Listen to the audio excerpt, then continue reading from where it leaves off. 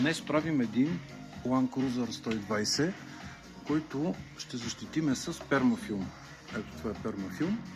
Гумирано покритие, което работи в система с флуид филм. Изключително качествено, здраво, твърдо покритие, изсъхва, а отдолу, под него, флуид филма работи. Там, където има ръжда. Където няма ръжда, може да се нанесе абсолютно самостоятелно. Ето как се нанесе.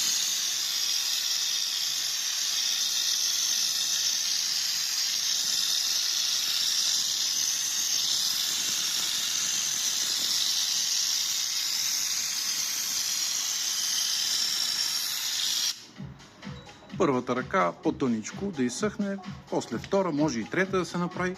Получава се хубав дебел гумиран слой, който освен, че предпазва метала, отблъсква камъчетата и прави едно не лошо обезшумяване, защото просто е дебел слой, който поема шума, не се чува тракането на камъчетата. И се получава много добре. Специално при Land Cruiser тук няма подкалник пластмасов.